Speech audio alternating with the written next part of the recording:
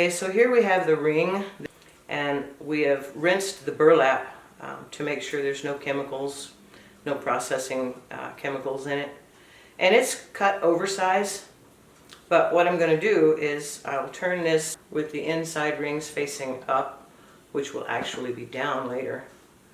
I put my hand in here, pull up a little pouch. Now this is going to be your pouch that your plant and your grow media is in. And the grow media will either be small, clean gravel or expanded clay, which is a really good grow media. You can change it out now. If you just have gravel now and you want to get some official grow media, you can do that. So we have our burlap hanging here. And now I'm going to glue around the edge of this lid. This is non-toxic glue, and it won't hurt our little fishies if something happens that it gets a little bit into their water. And it won't hurt our little kids if they're working with us and happen to get it on their mouth, on their fingers, and then put their fingers in their mouth. And just put some there.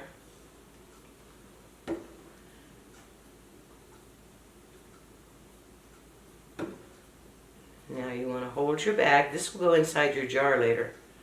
Hold your bag, open up the edges,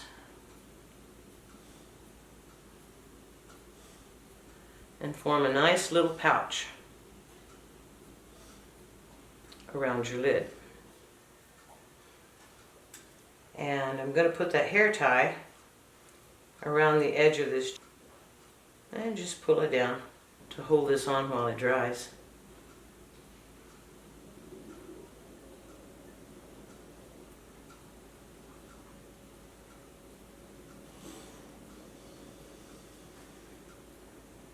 You can trim some of this off now, or you can wait until it dries. I've done one where I trimmed it off a little early. There's that one. And this one, I'll probably just wait and let it dry some. That way I know I'm not cutting off an important part that I need to have on there. Like right here, it's a little shy. I want to make sure my basket inside is secure. So I think I'm just going to let that one sit for a while and let it dry.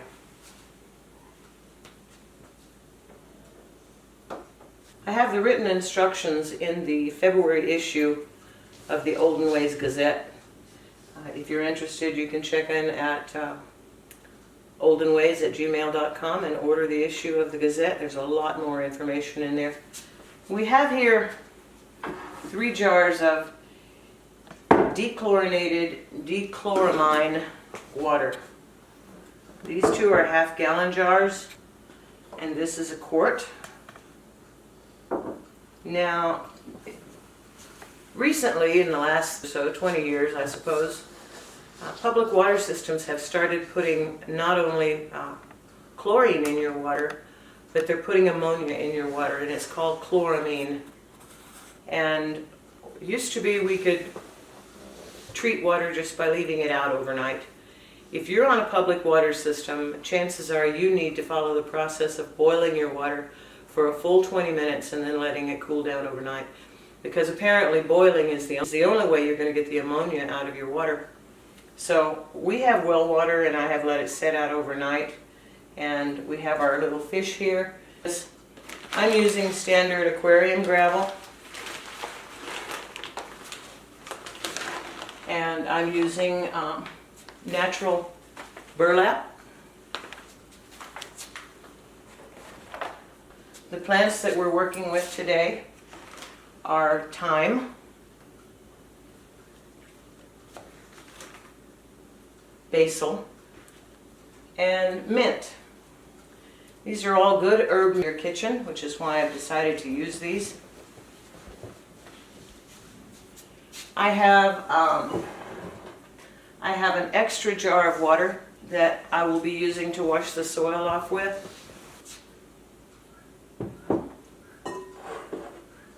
I have already washed and cleaned my gravel.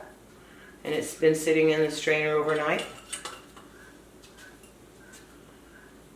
So, now that we have our water, our fish, we have some fish food here.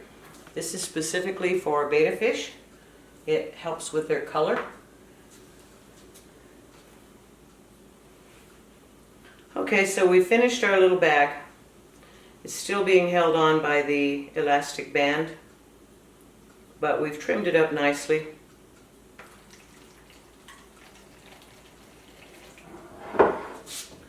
You want to test your basket to your jar. Now, notice this, the burlap is not glued on the inside of this ring. So the rings are still free to attach to the jar. The burlap is glued on the outside of the ring, and the little bag comes through the center like that. So this little burlap sack will fit down into the jar and will screw on. Now we've sized it up and we've measured it. I'm about, I don't know, 2 inches from the top of this jar. And now I'm going to add a little bit of my aquarium gravel to the bag. And it's okay if some of this falls through the little burlap holes. This is my grow media for my plant. I don't want to put too much in because I have all the roots that I'm going to have to get in here. So now I have gotten my burlap sack wet, which was not my intention, but it happened. And that wicked up very nicely. So what I need to do now is put some gravel in the bottom of my jar for my fish's waste to fall into. Now you can use pretty marbles or glass beads or whatever you want to do. I just keep it simple. So the natural process of the aquaponics system should keep your jar from getting too dirty. So you probably won't need to clean this as often as you would a regular aquarium. If you do, that's why we have the screw-on lid, and you can just get in there and wipe it out with a clean sponge on a stick or something and just kind of take it off the sides. Just work with it, see if it requires cleaning. If it requires too much cleaning, you're probably feeding your fish too much. Or you could have it in direct sunlight, and direct sunlight is really known for creating algae in your aquarium. So it needs to be in a well-lit area, close to a window, but don't put it in direct sunlight. Speaking of feeding our fish, because this lid is going to be screwed on, you probably don't want to be opening it every day, twice a day to feed your fish. So because I have the wide burlap here, I'm taking a straw that's been cut to about 3 inches long, and I'm just going to put that straw in there like that. Now I can actually feed my fish from the outside, not taking the lid off. I can just drop it down in there, and it's not at the water level, which is down here.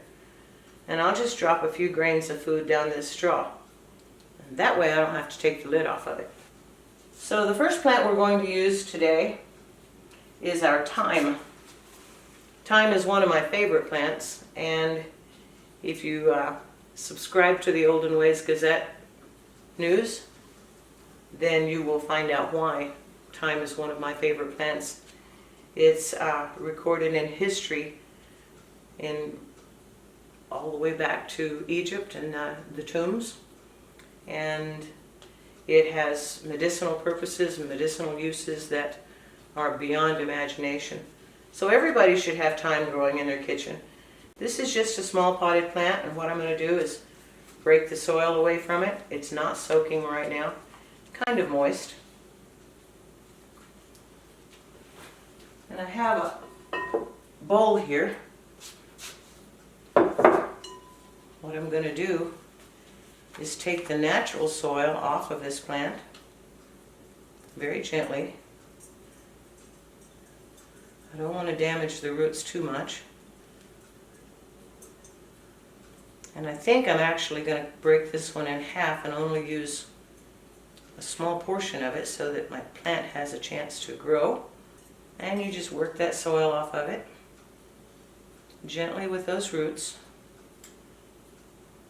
And this is why you had extra water when you treated your water yesterday. This is why you have extra. We're going to give our roots a little bath to wash some of the extra soil off of it. You don't want this soil getting into your fish tank.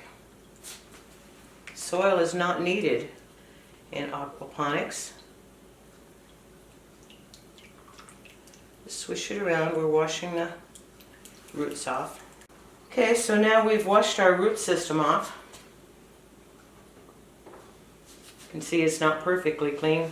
And you don't have to start with a plant per se. You can actually start your plants from seeds in here. Just make sure that it doesn't fall through your burlap into your fish bowl. So I've got the roots washed off fairly well here. I'm just going to pop this little plant into the bag, and I will hold it from side to side while I add some more gravel to it.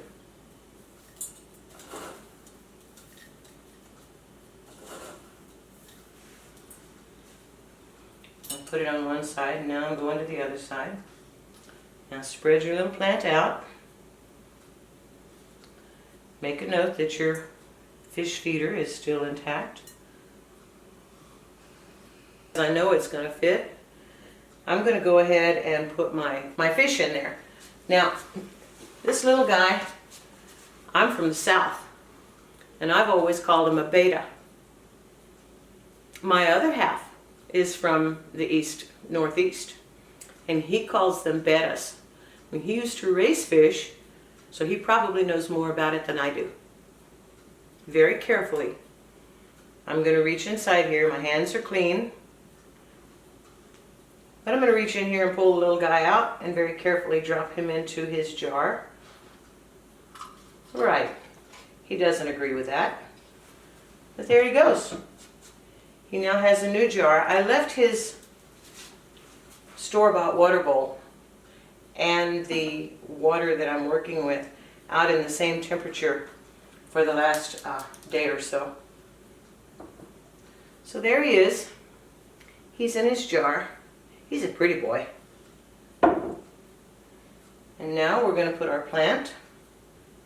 Just work your little plant inside the neck of the jar. The wide mouth jars seem to work a little better, but this was the first basket that actually dried to a working stage for me. So there you go. And we will screw it right on there.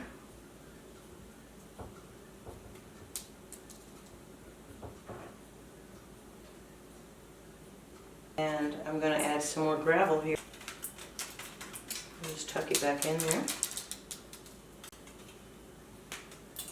And then you just want to make sure your jar, that your basket for your plant is right at the top of the water, wicking the water for you. And you can see here, my little feeder straw is not in the water, and the grains of food will go right into the air above him. Oh, he likes that. Don't feed your fish too often. Feed them a few grains of food once a day or twice a day. If you feed too much, and I'm saying grains of food, literally just a couple of grains of food per fish, once or twice a day, just put it into that straw and then check to make sure it went in the water. And it looks like it did. There it is. There's my food right there. 2 little grains. And there you go. That's how to make your own aquaponics herb garden to keep inside your house. You can trim these herbs off and use them for teas, use them for cooking. You have a nice little fish in the room with you to watch and entertain you and your children. And for more information, you can contact me at oldenwaysgazette@gmail.com. You can find me on Facebook as Teresa Johnson, or you can find me right here on YouTube at Olden Ways. Enjoy!